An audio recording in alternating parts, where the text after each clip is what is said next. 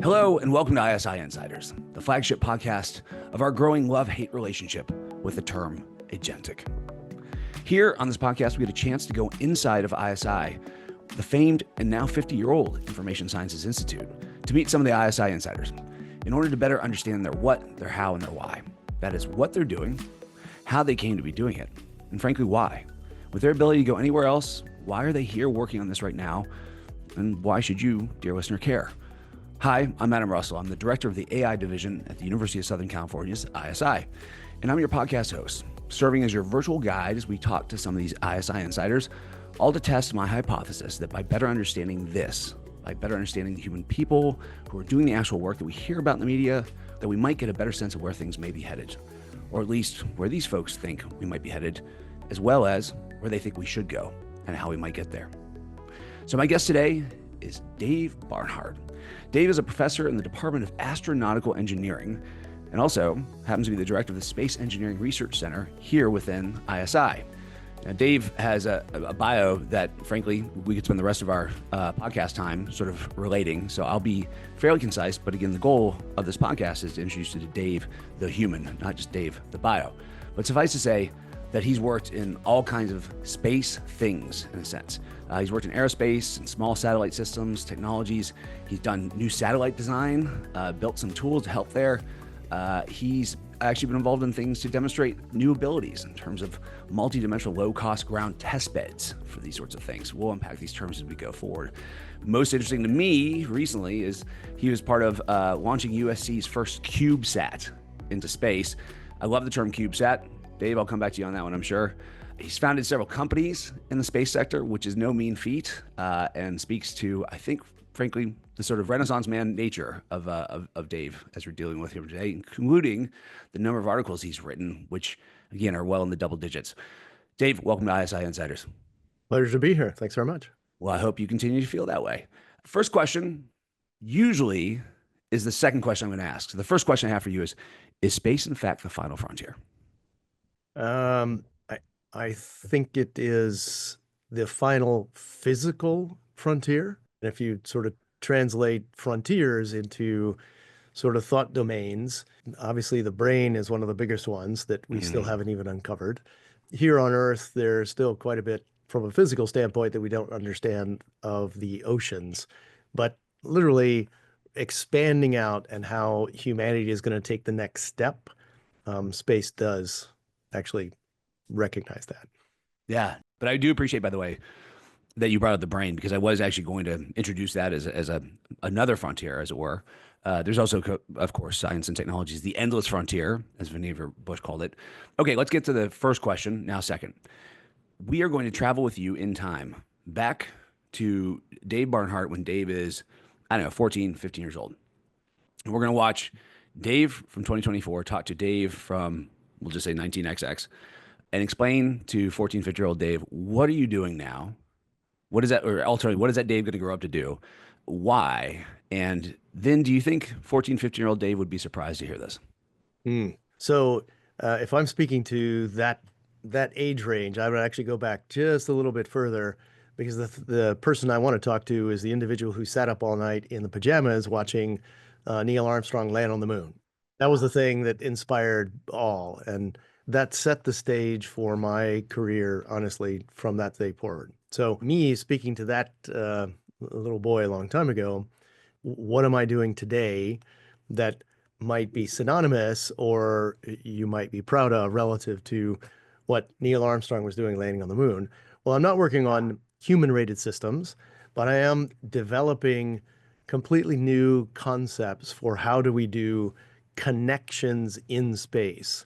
What was done by Neil Armstrong was basically to travel in a single box that couldn't be changed, land on the moon, that it couldn't do anything other than just land on the moon and then eventually come back. So what I'm working on is the next step. And that is, what could you do if you could create something that if it landed on the moon, now the new Neil Armstrong could actually take it apart and create a habitat such as they can live for a very long period of time. That's something different, completely different that we hadn't done previously. So that sounds like like a Jenga puzzle from hell, frankly, or something like it. I mean, it just sounds like a real combinatorial nightmare of the many, because there's so many degrees of freedom, right? Things you could design, things you could try out. What is the kind of technology you're using and the thinking through processes of exploring that possibility space of how these things might fit together? And dare I now raise the ghost of AI? Like, is AI involved in this at all? So you call it a nightmare. I call it an ultimate challenge. I mean, honestly, if you take a step back and you look at how does the human body become the human body, it starts from a handful of cells. That's it. Mm, And then it just duplicates those cells over and over and over again. And the fascinating thing is that we come up with these incredibly complex entities. So the idea that we have to follow monolithic thinking in hardware kinds of things instead of attempting to duplicate sort of what it is, this sort of fascinating modular system that the human body puts together. That's the thing that I'm really sort of focusing on. Yes, you are right.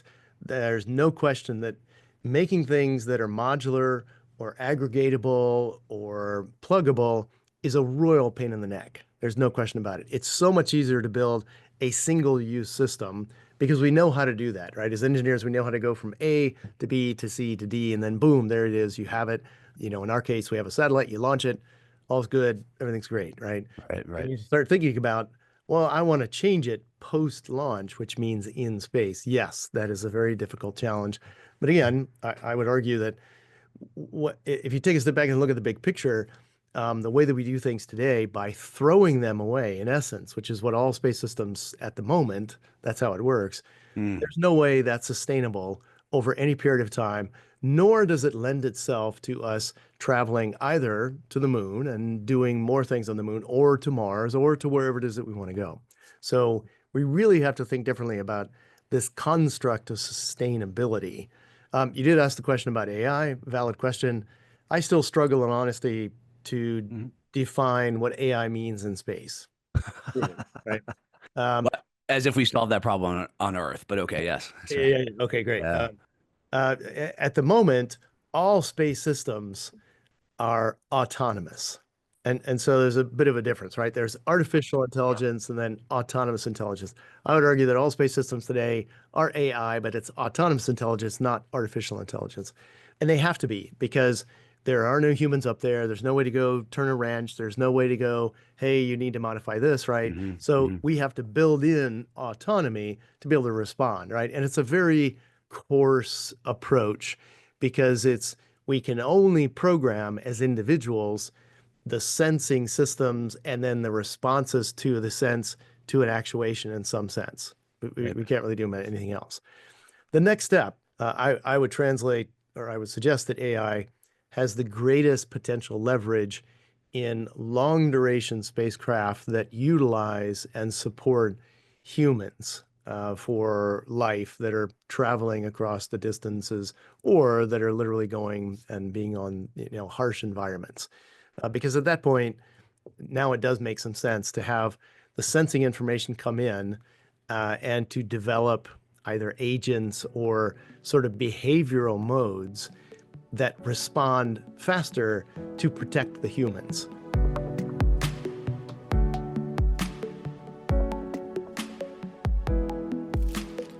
I'm curious as to like what you think you bring to teams. This is what I call a sort of secret superpower people have. Clearly technically brilliant, clearly high confident, high character. But what do you think you add to teams in particular? So I was lucky enough to have given the keynote at one of the super geek conferences, the AAS, AIAA, All Astrodynamic Specialist Conference, right? And the title of the presentation was Mambo Dogfish to the Banana Patch, bridging the gap between technology and policy to unleash a dramatic surge in space capabilities. My argument to this super, hot geeky audience was that it doesn't matter how smart you are, it doesn't matter the coolest technology you have.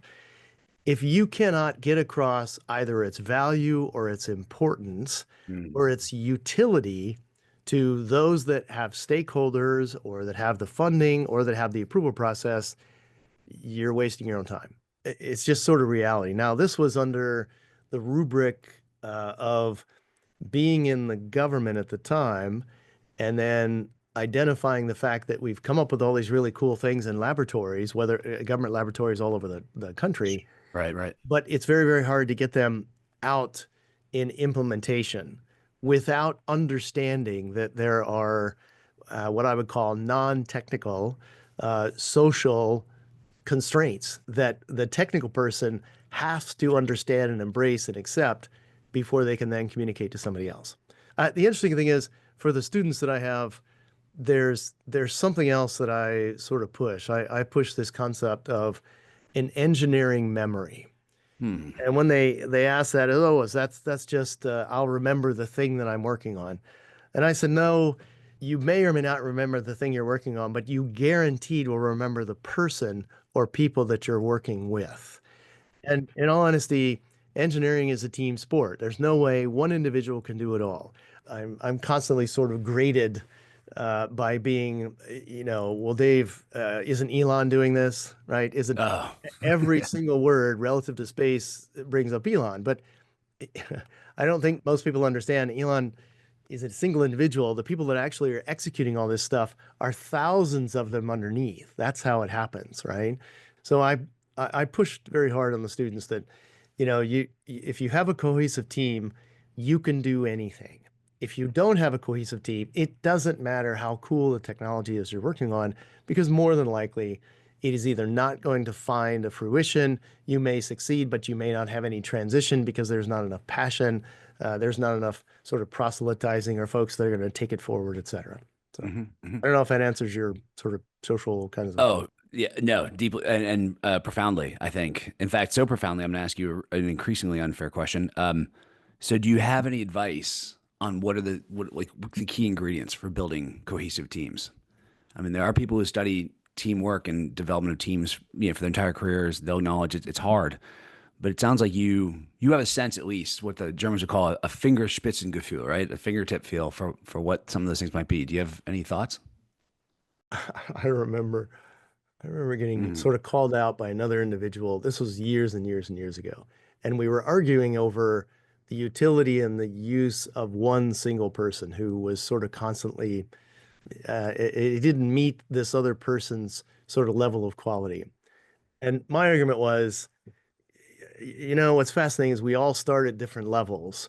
I'm a big believer in hands-on training and hands-on learning. And that means almost assuredly there will be a failure in that process.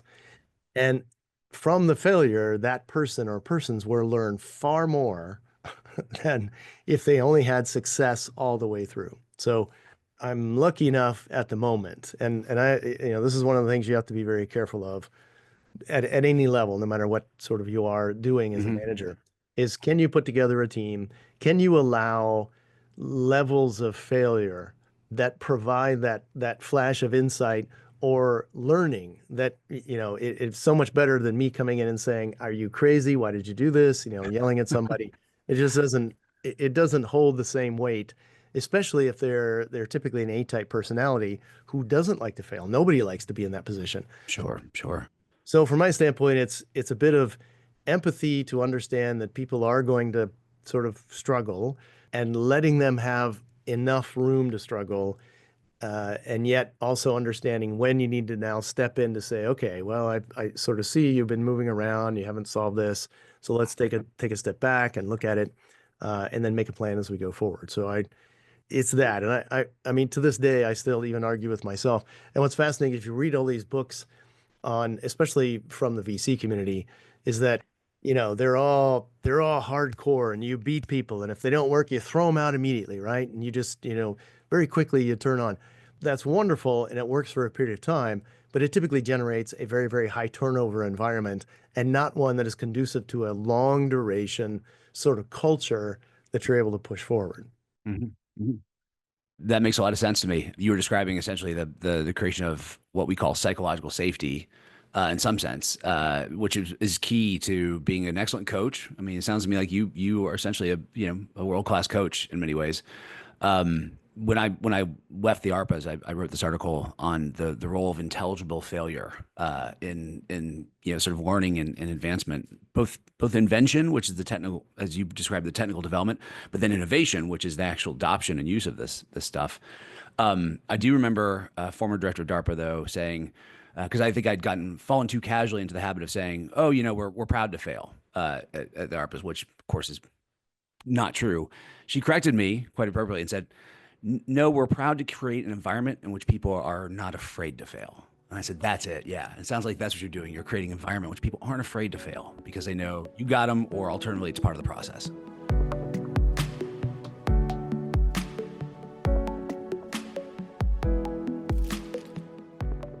What advice do you give to young people, who are interested in sort of your general area, let's say, or it was certainly contributing to the mission, right? Which is getting through this narrow corridor in a way, potentially helping to colonize space.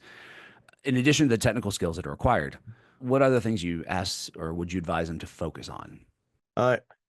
Yeah, I always recommend that they find something extracurricular that is not technical. Interesting. It's critical and important. I remember, not exactly sure why I did it, but to me, it was one of the things that I remember the most. At a graduate school, I paid for it myself, and the only way I paid for it myself was to do the computer science center all night, every night, right? So I worked the graveyard shift all night. So I kept it up on the weekends, and the way that I kept it on the weekends, that I worked at a suicide hotline. You think, oh my God, wow. What the heck, right? Because I wanted to try to help people, but I didn't know how. I couldn't go anywhere because it was in the middle of the night. And so, well, all right, that seemed like make a thing, right? And the fascinating thing is you get a huge amount of training relative to that. And you ended up hearing, folks that were in pretty rough straits, right? And I would do the best that I could to at least just be calm and, not get emotional and try to bring at least some sort of calmness to them. So from my standpoint, I encourage all students to reach out and do things that are not, if they're in a hardcore technical field, please do something that's outside of that. Doesn't matter what it is, right? But that connects you with other humans, because in the end, that's what you're going to be working your technology for. Wow. Yeah. No, that's amazing. Yeah, I do have some friends who've worked along those lines of dealing with people in distress. And well, that's not your point. I realize still just the ability to convey to people that you sort of care about them, the power of that. And that's true, I think, even of the people who you're building technology for, right? Yeah. Do you care about this making their lives better in some sense? Yeah. Early on, when I first got here, there was discussion about sort of the mission statement. And again, people tend naturally to want a mission that's very, discreet, very focused, very almost like, well, what do you tell me what the endpoint is and I'll tell you what your mission is. Yeah. And that's clearly not the case. So my own like sort of informal motto is, ISI is here to help make information like democracy's greatest asset.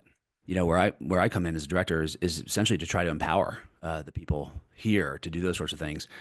And all the more important, if I might just pull on this a little bit, you mentioned the moon landing. I don't know if this is true, but I'm sure you've heard this sort of anecdote about Kennedy touring the Space Center and then seeing a sort of janitor in the corner, like, sweeping up dust, asking the janitor, what are you doing over here? And he said, well, Mr. President, I'm putting a man on the moon, and the notion that like, we're at ISI, we're doing that, right? People are, no matter how they're contributing. Dave, we're running out of time, I'm afraid, because this has been fascinating. And I still have, 1,000 curveball questions, but we'll spare you from those this time. Thank you very much for making the time to come on. Been a pleasure. Yeah. No, I really appreciate it. It's been a pleasure. Thanks very much, Alan. It's been a lot of fun, and I learned a lot about this notion of engineering memory, because it is true. You remember the people you worked with. Yeah. And this is a memorable podcast for me. So thanks, Dave. Cool. Awesome. All right. Well, if you enjoyed this short podcast, please do what really only you can do. Rate us, grade us, inform your friends about us, give us stars, all the stars, so many stars. Please send us questions that you might like me to ask. Please subscribe, keep spreading the word, and most importantly, keep listening and learning. And join us, please, again for another episode of ISI Insiders, where we'll keep exploring, keep learning, and as we did today, keep humanizing Information Sciences Institute and the work we do here to help navigate our way through this weird, weird world. trying to do what humans can do best when they face these kinds of challenges, working together as if all our lives depend on each other, because they do. So for now and for the future, fight on.